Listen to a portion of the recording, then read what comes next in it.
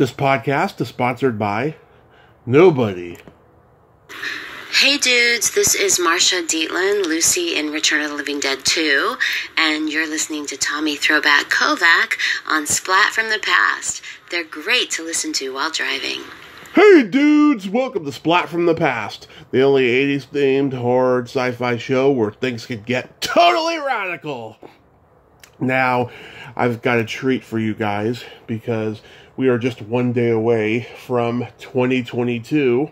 I will be talking to, or actually 2 days, I should say, 1 day from New Year's Eve, 2 days from 2022. I will be talking to Barry Kinyon. He was the frat boy Mercedes driver Buzz in Tobe Hooper's Texas Chainsaw Massacre 2, celebrating its 35th anniversary. You know, he drives Rick the Prick, played by Chris Doridus, around on the highway while he's shooting guns, and then they meet their demise. And it's going to be a great talk. I reached out to him earlier in the year, and I finally got a response back just about almost a month ago, and we schedule it right here at the end of 2021, and it's going to be friggin' great. I can't wait. He's gone into real estate, and we're going to talk about all of that today, and let the show begin. So, here is my interview with Barry Kinyon.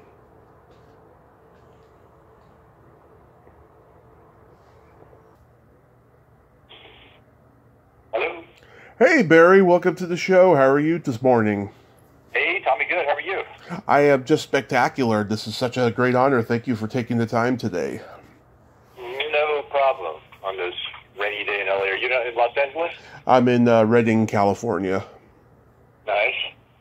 Yeah, we've been having on and off rain, and right now the sun is out. Really? Well, it's pouring down rain here. I got in at 1 o'clock last night. Very little sleep. It was like a torrential downpour when we landed, and got to my house around 1 o'clock, and it's still raining. PCH is shut down, and welcome back to California. Do you have at least coffee? I had a little coffee. Yeah, I had a little coffee, and hopefully I'm a little bit coherent today. Let's see, right? Right. That's good. Yeah. So, going back in time, did you gravitate toward acting early on in your childhood? No. I mean, let me take that back. When I was in maybe third, fourth grade, my dad made me a puppet stage, and I enlisted a friend of mine, and we wrote little puppet shows, and we did puppet shows for our classrooms and the whole entire grade at one point. So that was my probably only time in my acting writing career that I ever thought about it, and yeah, being from Arkansas, it was more important to be on the football team, so I kind of went that direction, and I never really had any formal training, not even any training before Chainsaw. Yeah. Oh wow. So you were into puppetry first. Wow, that's cool. Well, I mean, that's my only kind of creative outlet, I think, that I did in my earlier years. Yeah, for sure. Yeah. What position did you play in football? So I was safety and split end. I was MVP of my senior year and got a scholarship to a small college, and I went there and interviewed and realized that I was going to get the crap beat out of me, so I decided not to do it, and went to the University of Arkansas instead. Wow, you were just scared. You're like, I'm not going to go anywhere near that place. No, I mean, I thought about it. I was out there on the field. I was really good at what I did. I was a crazy guy. Led in tackling, loved it. Had interceptions, ran for touchdowns, but there were some people out there on the field that went on to even the pros, and they had that one step beyond that I had. I could sense it, and I thought, this is how we're weeding each other out. There's no reason for me to be on that field because I know I'll never get past college. So I think it was just intellect, really, that led me to say, hey, I had a good time in high school. Let's move on. Let's do something different. Yeah. So how did you end up in acting? So, my whole life has been serendipitous. When I got to college, I was sitting in a big old open air room, and I was around my high school buddies. And I said, "What are you majoring in? What are you majoring in?" And all my friends ended up being doctors and stuff. So I was majored in zoology, and I thought, well, I like the way my orthodontist operated. He had 2 bars, he flew planes, and he had 12 beautiful women working for him. So I said, if I want to be somebody, I'll be that guy. So I decided I was going to be an orthodontist, and so I didn't get accepted my first year to Tennessee and Memphis. They put me on a deferral. So I had a year to figure something else out before I went to school. Right. And so I went to Dallas. That was when GQ magazine was out and stuff like that. So I walked into an agency for modeling, and I started working the very next day. And so then I started traveling around the world, modeling and doing commercials, and I pushed off middle school. I kept deferring and deferring and deferring. And then one time I came back from Europe, and my agent in Dallas said, "Hey, fly to Austin. They're doing this movie, Chainsaw 2." And I had actually never had seen the first one. It was a horror film. I'd never seen it. So I said, I've never been in a class in my entire life. Why would I do that? And they said, you should go do it. So sure enough, I went there, first audition ever for a TV, anything other than commercial, right? Anything in front of the cameras that was moving. And I got the part. It's crazy. Yeah. I was buying drinks and cocktails, flying back on Southwest Airlines to Dallas for this Austin. I was buying everybody drinks because not only did I get the part, but I got it on the audition, which had never happened. So I flew in. I did my first reading. I said, should I stick around? Was that any good? Am I going to get called back? I have to get on the flight back to Dallas. And she goes, well, stick around. I may have you in, right? Right. And so she paired me with Chris Doritas. And so we walked in. I think we were one of the first or second auditions, if I remember right. And Chris might have a better memory than I do. But we walked in, did our scene. I think it was, the casting director, Toby, and who's the writer? I forgot. What's his name? He's no longer with us. He wrote Chainsaw 2. Let me look it up here. I love that guy, Kit Carson. Kit Carson, and so, yeah. Yes, and somebody else I remember. And I think they might have asked us to read it one more time, and then we walked out. They closed the door. The door opened, and they said to me, in front of everybody else out there waiting to go in there and read, you've got the part. Can you go and can you go to our special effects department right now before you go back to Dallas? And I can imagine, being in the room now, right, that would have to be defeating for everybody. And I didn't know. I thought maybe that's how things were done at the time, right? So next thing I know, I'm whisked away to Savini. He's got a straw at my nose and plastering my head. And so it was just a fanciful thing. It was just kind of like a little dream come true for a lot of people. And I was just caught up in the excitement. Really didn't know what had happened until I really got on the plane and thought about it. And I thought, wow, I just booked a movie. So again, I was buying people drinks on Southwest, saying, "Hey, I just booked a movie." Blah blah blah blah. It was great. Did you watch the movie before seeing it though? Oh yeah. So then I watched Chainsaw 2, and I thought, man, oh man, do I want to do this? Really? It was. I still don't really watch horror films today. I used to as a kid, and then I kind of like I shouldn't say I don't. I do, but all I would tell you is like even this last Korean hit on Netflix. That kind of grossed me out too. Yeah. So I don't mind like like Pulp Fiction and those things. I love those. Where Savini's also as an actor in all those films that he does, and right. I love seeing the guts, the blood, and stuff like that. But when it comes down to creepy movies, it's tough for me. I get creeped out. Yeah, my dad, who's not into horror, saw the original in the theater, and I'll tell you, I don't think anyone who went into Texas Chainsaw Massacre thought that The Exorcist could be topped, but in that time frame, it was just as scary as The Exorcist back then, you know, because the first one was so documentary-like, and it builds up lots of tension and fear. It's not really gory, you know, but this one was focused more on black comedy. Yeah, which was great. And nobody got that, right? When it was released, nobody understood that, and then it took years for people to understand that, oh my God, that's supposed to be funny, right? They were expecting something completely different, I think, and that's why they did well at the box office in the very beginning. But then it just kind of caught on, and I still get these residual checks, and all of a sudden they started getting bigger, not big, trust me. Yeah. They started getting bigger and bigger and bigger. I thought, like, wow, what's that all about? And then I just kind of started reading about it and realized it was really getting a following, and then I get people reaching out to me on social media. I go, like, wow, okay, this must have really got some legs. Yeah. How was Toby as a director? He was great. I mean, I spent probably more time with Kit Carson because Kit would change the lines. So everything we practiced on, or I practiced leading up to that, was changed pretty much on set. But, he was like I've said this before, I think on things, he was like a general. I mean, he was out there, he could go fat cigar and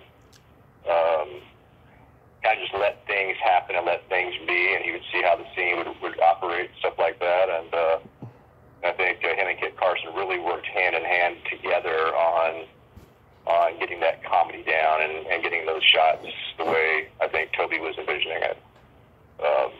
So yeah, he was great. You know, the still photographer on set, he's no longer here today, but he and I got along really well, became friends afterwards, and he and Toby were very close. And so I kind of talked to Toby through him a little bit, actually.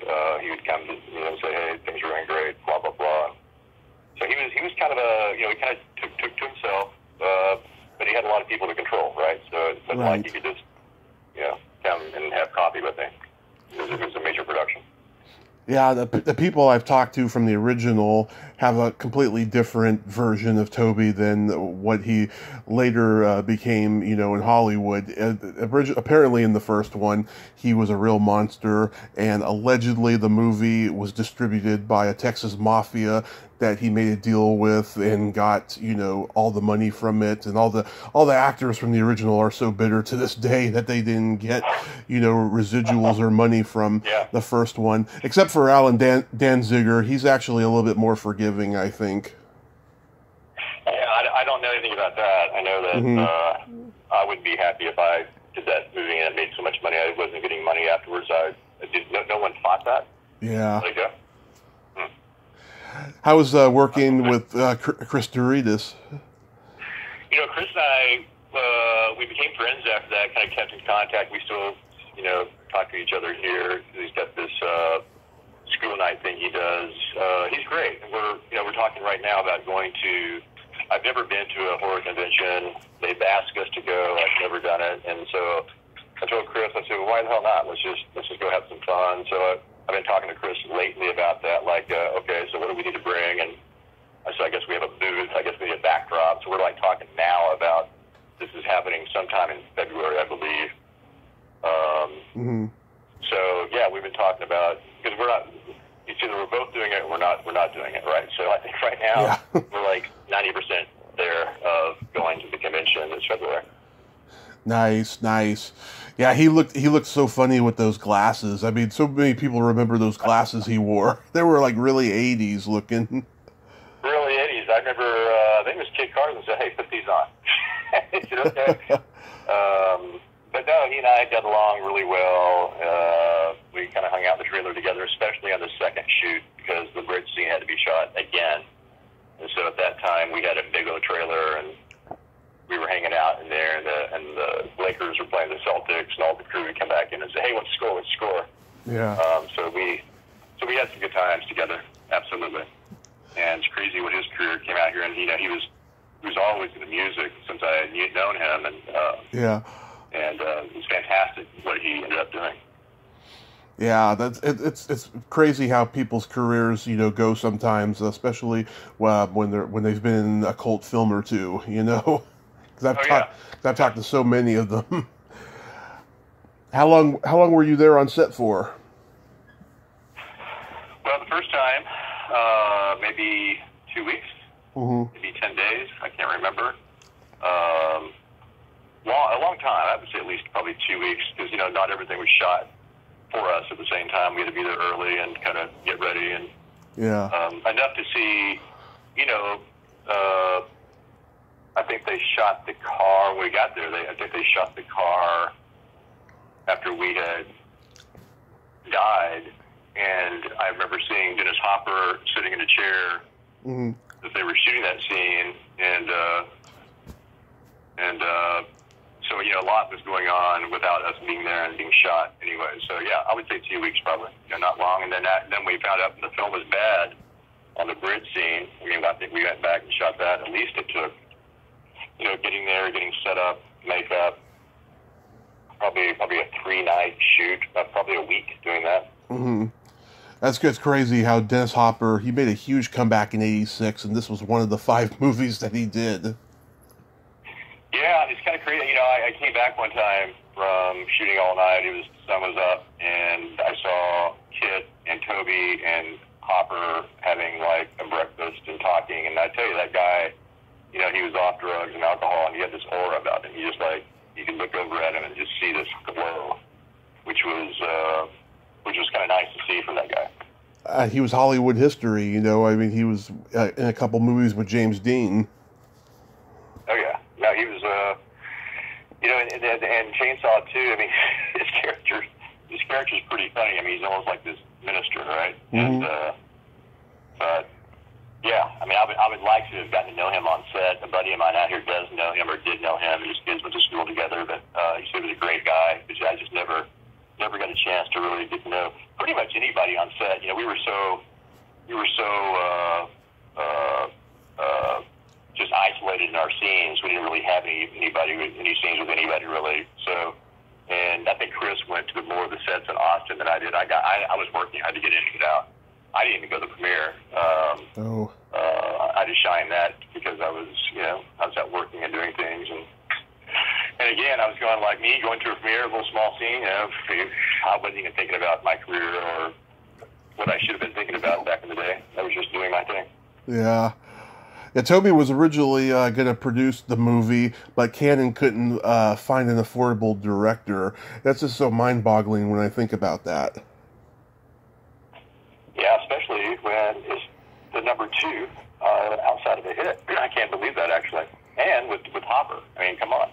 Yeah. But let's think about that. Let's think about this, though. Mm-hmm. So, my scenes, how do I get that part? Well, they probably didn't want to pay much for it, so they didn't want to pay anybody from L.A.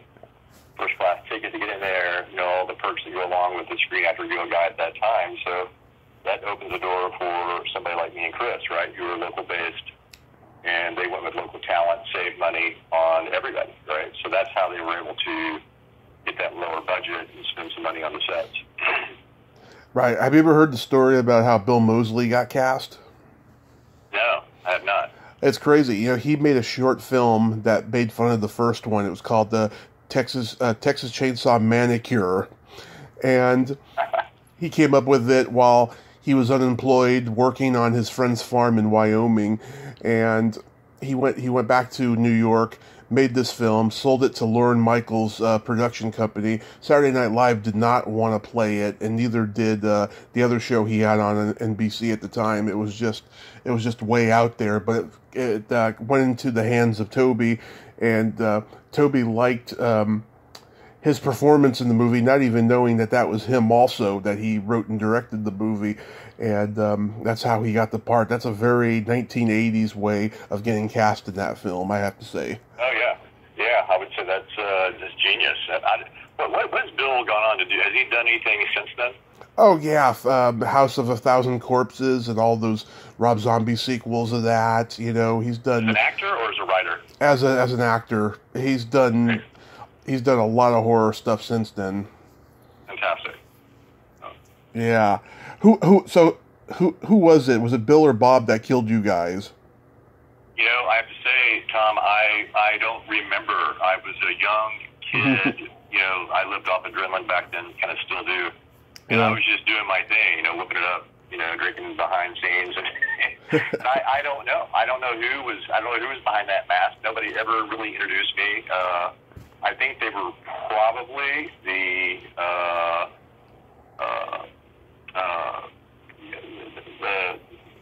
I'm sorry, thinking about just no sleep. It's okay. What do you call the guys? Stunt doubles. I mean, Stunt doubles. Stunt doubles. I think that's who I was dealing with. Again, I don't think I was ever interfaced with any major actor in that film, even Caroline, because everything we were doing was, she wasn't there. That was all done in the studio. So I don't think Bill was ever on set. I really don't believe for our scene. Maybe they put him in there for some close-ups, during the bridge scene. I'm sure that's probably what happened. But if you remember, when I'm in there, they have a chainsaw, chewing my door. I mean, it's going at it. I know one stunt man on the second time we did the bridge scene got really hurt. Not sure. I'm sure he's okay now. But I mean, I know that I just don't think Bill in my scenes was there. I never met him. I don't believe formally. Yeah, I've talked to both those guys, Bill Johnson and Bob Elmore. It's really quite sad, but the world will never know who was really who, in that movie, or any of the guys who play horror villains with masks. It's almost like Andy Kaufman and Tony Clifton type of thing. You don't know who's who, and if Bob Zamuda is playing Tony Clifton that day, it's really crazy. Yeah, and now it's all making sense now, right? If there's not that big of a budget, they're moving as fast as they can, right? And if the film was in the can and got shot and it was bad, it shows you how fast they were trying to move in the first place. So, I guess when you have little money and you're trying to make it happen, you just don't get all the nice introductions and dinners and things that go along with it. Probably a bigger movie. Have you ever visited the house that the original was filmed at? I guess I'm going to in February, right? Oh, okay. Yeah, because I interviewed the guy who does the tours over there. His name's Tim Harden. He's had the longest running Texas Chainsaw Massacre website. It was the first one ever, as a matter of fact, back in 1998. He's a really good guy. Yeah, I'm not sure if he's the guy putting on the convention. Do you know anything about the convention or who's putting that on? What's it called? I don't know. I know. He seems to be a nice guy. I think he bought the gas station that was in the film, and it's like a museum now. And he's putting this horror thing on. He's done it before. Caroline's been there, and everybody, the entire cast except me and Chris. But he's doing it again. He's very excited. And, that could be Tim, but don't quote me. I don't know. Yeah. Were you in a movie called Papa Was a Preacher? I was. Yep. I was. That's the guy who told me to go to L.A. He was the producer of that show. A very well-known producer. He's pretty prolific. Done a lot of stuff. Came to Dallas. I was trying to get the lead in that, and he just said, Barry, he goes, you're a little bit too young right now. You have what it takes. You need some training. You got to get to L.A. I'm going to put you in the film, but get to L.A. So he's the guy that really, when he told me that, I thought, you know what? I am going to go to L.A. and try that. Why not? I could still do modeling work while I was out here, and it was a circuit I'd never been before on the West Coast. So he's the guy that got me out here, and I trained with some people, and probably the most notable person I trained with, trying to make it as an actor was Jeff Corey. Right. Nicholson, Spielberg. I was with him for years. I bought a house in Malibu, and I was out here, and his studio was in Malibu. And Dylan lived across the street, and it was a great, for me, it was a great thing to psychoanalyze my life based on his method. So, I think it was a great learning experience for me. It helped me as a human being, and ended up being great friends with him and his wife, and he was a great guy. In fact, he came back into my life recently. A friend of mine, Hugh O'Gorman, has become a pretty big acting coach here in town. He sent me his book and said, hey, I know you trained with him. Read this. I want to talk to you about it because I'm going to put some of his stuff in my teaching. So he just sent me a book over the holidays. It's sitting here on my desk right now looking at it. Nice. I heard a lot of good things about Jeff Corey. You know, that guy was a big part of Hollywood history, too. Huge, huge. And what a great guy. I mean, unbelievable guy. And learned a lot in that class. I'll never forget when Tony Beretta, is it Tony Beretta? What was his name? Blake? Robert Blake, yeah. Robert Blake. One time he came to substitute teach for Jeff because Jeff was going somewhere. Mm-hmm. I guess they were friends. So that was before he murdered that lady, or allegedly. That guy, oh my God. So you'd have experiences like that with some of these people that come in from Hollywood legend. And, you know, one thing about that guy is somebody was talking in class. Mm-hmm. He looked at me and thought it was me, and I thought he was going to kill me at the moment. The way he would, like, look at you and say, shut up, or, yeah, whatever. But that was back when you could politically do things like that, and, you know, slap people around. But, yeah, he was a wild card. Yeah, that movie, Papa Was a Preacher, has a great cast in it. Dean Stockwell, who just passed away recently. Yeah. Georgia Engel from the Mary Tyler Moore Show. Imogen Coca. Melora Hardin. Yeah, that's a great cast. Great cast. It was a fun movie. I had, like, I think one line. I think I said something like, she does, or something like that, if I remember right. But then I had some other scenes, I think. I'm not sure if I even talked. But, no, that was what, you know, propelled me to, hey, you know, maybe I do have something. This guy, you know, seems to know what's happening. And I think he was right. If I'd have stayed as an actor, I think I would have definitely been a working actor. I turned down some parts that I should have taken because I had some bad agents, and you know, I was going to network to be on the cast on Friends. You know, Friends took eight or 9 years to be developed because every time they would get a network, meaning the commercial guys, they would pass on it because it was a little too fringy, a little too much for network television at that time. I think we were year maybe 6, and I think maybe by the time it was year 8, it finally got picked up by the networks. Wow. So I turned down Young and the Restless for a spot.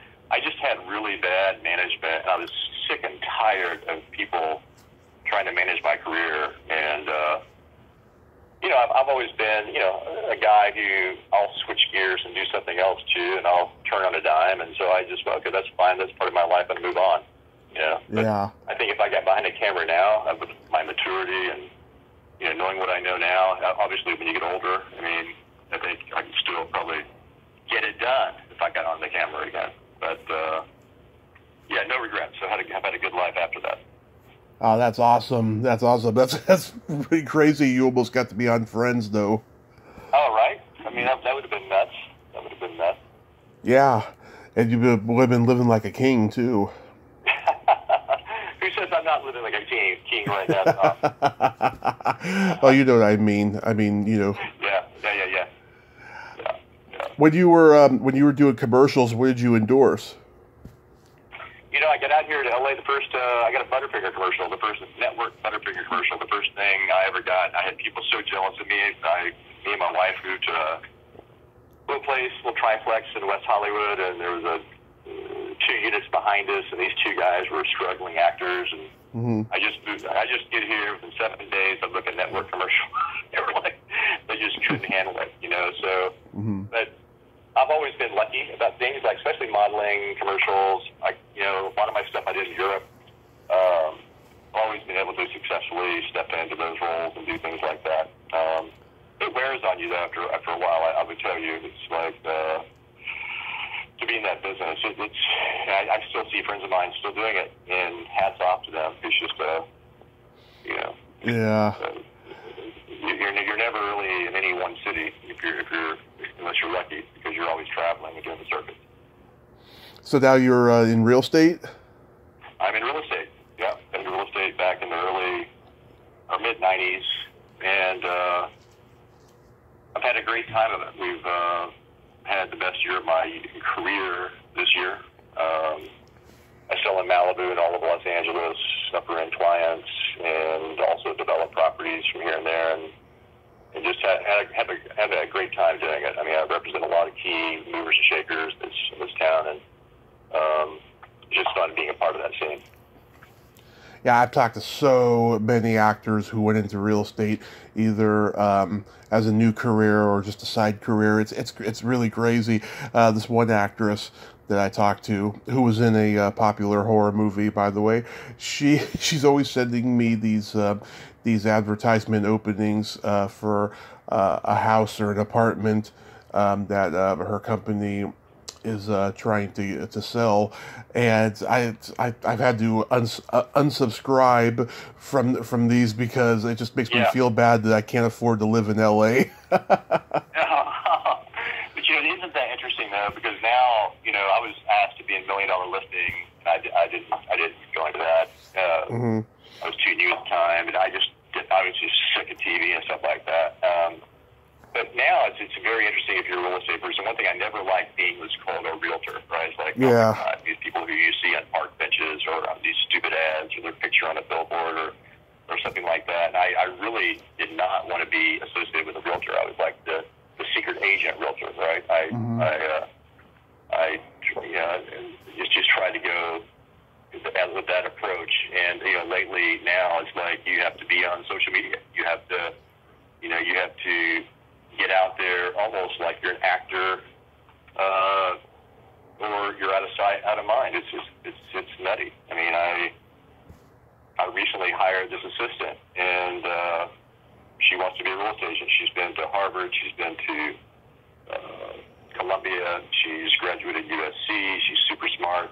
She's one of my daughter's friends, and I set her up with Sotheby's in Beverly Hills before the pandemic, and then COVID happened, and she could do her internship. And I said, let's do a FaceTime. Let's get reacquainted and tell me what you want to do. And I said, hey, so you want to be a real estate agent? She said, yeah. I said, well, what are you going to do? I mean, how are you going to get clients? And she goes, well, I know exactly what I would do. I'd go on TikTok. I would go viral. And I'd lead people back to my Instagram account, and that's how I'm going to get clients. I said, well, can you do that for me? And she goes, yes. So sure as shit, we do these stupid, I'd never been on TikTok before, ever had even done it. And this one video she posted me, I think it got almost 3 million views. Now we got like 20,000 followers and 1.1 million likes. And I don't know if there's any money coming for this, but it's been pretty funny watching. So now I can put one more thing in my bucket list. I've gone viral on social media. Yeah. But it's pretty funny. It is, yeah. What realtors do now, what we have to do now to seem relevant and, attract the supposedly right clients. Yeah. So as you mentioned before, this will be your first con in February. So is this the first time you've said yes, or did you resist going to cons before? I've said no, and but nobody's ever asked me to be in any convention except this guy. Last year we didn't go because Chris has a immune-compromised mom, and she lives around the Austin area in Houston, feel comfortable going during COVID, and so I declined because Chris didn't want to go. And so this year we talked about the new, Corona thing, Omicron, and we're both going like, what? Yeah, let's go. I mean, we've both been boosted and vaxxed, and, I think that it's pretty mild if you get something if you go nowadays. So, yeah, it's the first time I've ever been asked by any convention. So, no, I've never been asked by any other convention, never even thought about. I mean, again, I don't think very many people know who I am actually out there. At least I don't think so. But I was honored to go to, or to be asked to do this. I mean, why not? Life's short. Let's do it.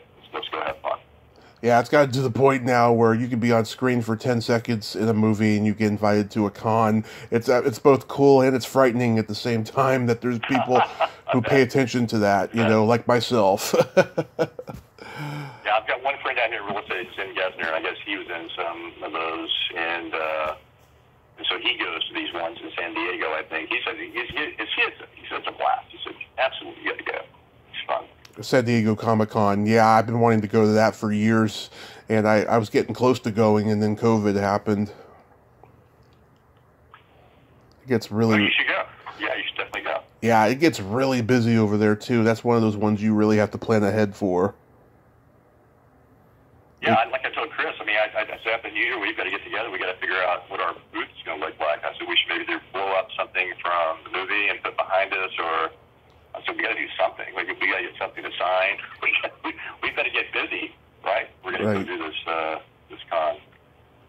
Yeah, I forget what the estimated number was, but I think it's about 30 million people in 2019 attended San Diego Comic-Con. Yeah, I'm thinking it's like 30 people are coming to Austin. I don't know, I have no idea how many people are coming there. Maybe 300. I don't know.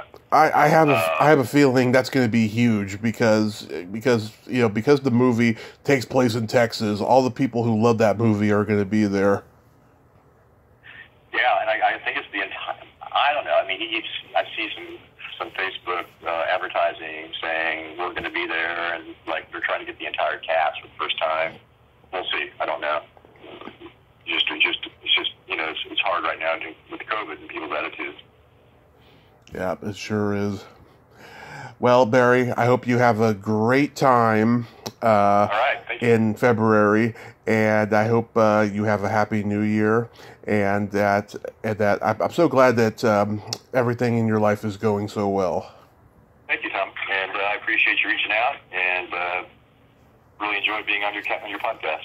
Thank you so much. You have a great day, and once again, be safe. Thank you, you too. Okay, bye-bye.